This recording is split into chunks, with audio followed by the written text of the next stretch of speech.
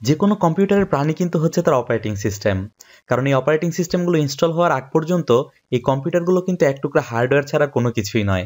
কারণ এই কম্পিউটারগুলো দিয়ে অপারেটিং সিস্টেম ব্যতীত আপনি কিন্তু কোনো কাজই করতে পারবেন না। মার্কেটে লিনাক্স কিংবা ম্যাকের মতো হাই গ্রেড অপারেটিং সিস্টেম থাকলেও উইন্ডোজই হচ্ছে সবচাইতে জনপ্রিয় অপারেটিং সিস্টেম।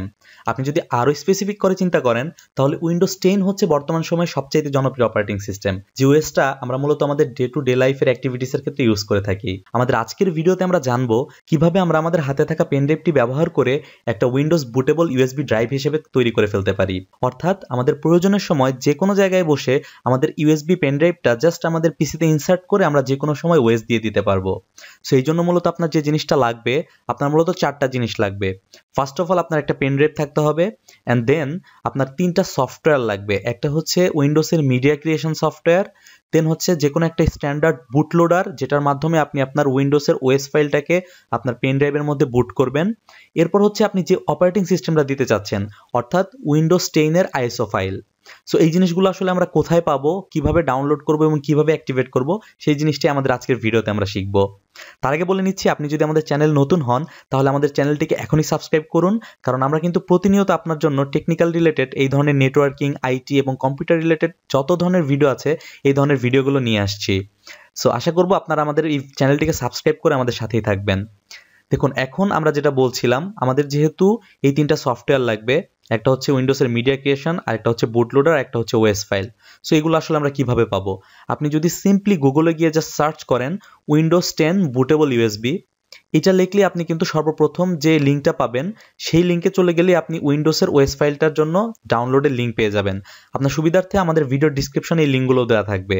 এখানে দেখুন, আপনি যদি জাস্ট একটু নিচে যান, দেখুন এখানে পাবেন উইন্ডোজ ডাউনলোড টুল নাও। সো এইটা হচ্ছে আপনার উইন্ডোজের মিডিয়া ইনস্টলেশন ফাইল।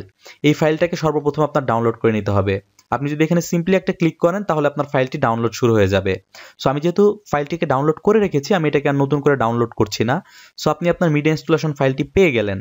এরপর আপনার যে কাজ হবে, আপনি আপনার এই মিডিয়া ইনস্টলেশন ফাইলটিকে রান করবেন। দেখুন আমি কিন্তু ফাইলটাকে রান করে নিচ্ছি।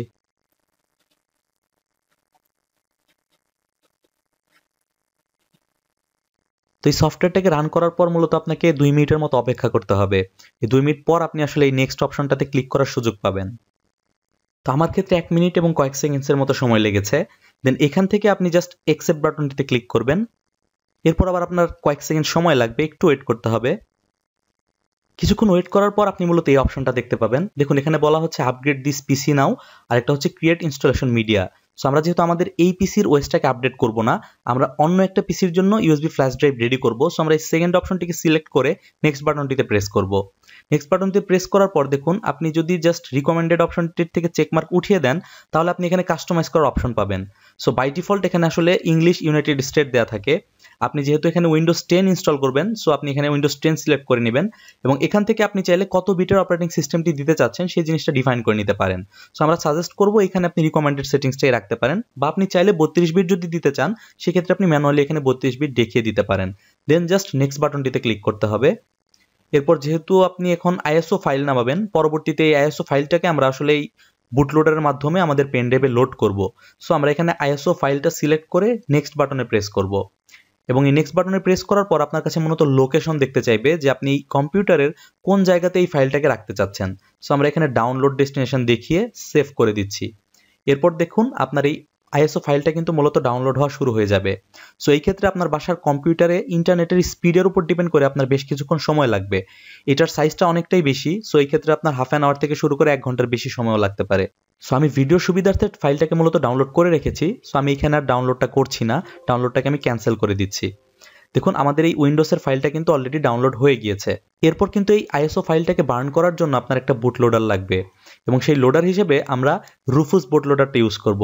আপনি যদি জাস্ট গুগলে গিয়ে একটু সার্চ করেন আর ইউএফইউএস রুফুস বুট লোডার ডাউনলোড, এই জিনিসটা লিখলেই আপনি দেখুন সর্বপ্রথম যে লিঙ্কটা পাবেন সেটা হচ্ছে রুফুসের অরিজিনাল সাইট। আপনি এই সাইটটাতে চলে যাবেন, লিঙ্কগুলো কিন্তু ভিডিও ডিসক্রিপশনে দেওয়া থাকবে। এখান থেকে দেখুন আপনি এই যে রুফুস 3.12 লেটেস্ট ভার্সনটা পেয়ে যাচ্ছেন। সো আপনি চাইলে এখান থেকে এই সফটওয়্যারটা ডাউনলোড করে নিতে পারেন। আমি আমার সুবিধার জন্য রুফুস 3.12 পোর্টেবল ভার্সনটা ডাউনলোড করেছি, কারণ আমি শুধু আমার পারপাস যখন লাগবে তখনই এই সফটওয়্যারটা রান করব। আমি চাচ্ছি না যে এই সফটওয়্যারটা আমার পিসিতে আমি ইনস্টল করে রাখি। এই ধরনের যদি হয় সেক্ষেত্রে আপনি কিন্তু এই পোর্টেবল ভার্সনটা নামাতে পারেন। সো আমি আসলে ফাইলটা অলরেডি নামিয়ে রেখেছি। এরপর আমাদের কাজ হচ্ছে আমরা এই বুটলোডারটাকে চালু করব, অর্থাৎ রান করব। ওকে দিয়ে দিচ্ছি। দেখুন আমাদের বুটলোডারটা কিন্তু চালু হয়ে গিয়েছে, এবং চালু হয়ে যাওয়ার পর আমাদের পিসিতে যে পেন ড্রাইভটা লাগানো থাকবে সেই পেন ড্রাইভটা এখানে অটোমেটিকলি সিলেক্ট হয়ে যাবে।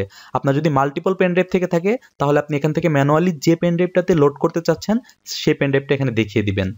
এরপর হচ্ছে এই সিলেক্ট বাটনে ক্লিক করে আপনাকে মূলত আইএসও ফাইলটা দেখাতে হবে। দেখুন এইখানে উইন্ডোজ 10 ফোল্ডারে আমাদের আইএসও ফাইলটা রাখা আছে। এখান থেকে আপনি আপনার এই ডাউনলোড করা আইএসও ফাইলটা দেখিয়ে দিবেন। এরপর জাস্ট আপনি যদি এখান থেকে স্টার্ট বাটনে ক্লিক করেন তাহলে আপনার পেন ড্রাইভে মূলত বুট হওয়া শুরু হয়ে যাবে, এবং এখানে আপনাকে একটা ওয়ার্নিং দিবে আপনার পেন ড্রাইভে যদি কোনো ধরনের কোনো ডাটা থেকে থাকে সেগুলো আপনি আগেই সেখান থেকে সরিয়ে নিন বা ফরম্যাট করে নিন। কারণ আপনি যখন এখানে বুটলোডার দিয়ে আপনার ওএসটাকে লোড করতে দিবেন তখন কিন্তু আপনার পেন ড্রাইভটা ফরম্যাট হয়ে শুধুমাত্র ওএসের জন্যই রেডি হয়ে যাবে। সো এখানে আমি ওকে দিয়ে দিচ্ছি। ওকে দিয়ে দেওয়ার পর সর্বপ্রথম কিন্তু আমার পেন ড্রাইভটা কিন্তু ফরম্যাট হয়ে গেল। এখন দেখুন আমার পেন ড্রাইভটার মধ্যে কিন্তু এই ওএসটা লোড হচ্ছে। সো এই প্রসেসটা কমপ্লিট হয়ে গেলে আপনার পেন ড্রাইভটা মূলত ওএস দেওয়ার জন্য রেডি হয়ে যাবে, এবং আপনি চাইলে আপনার পেন ড্রাইভটি যে কোনো পিসিতে লাগিয়ে ইনস্ট্যান্টলি ওএস দিয়ে দিতে পারবেন। আশা করি ভিডিওটি আপনাদের জন্য হেল্পফুল হবে।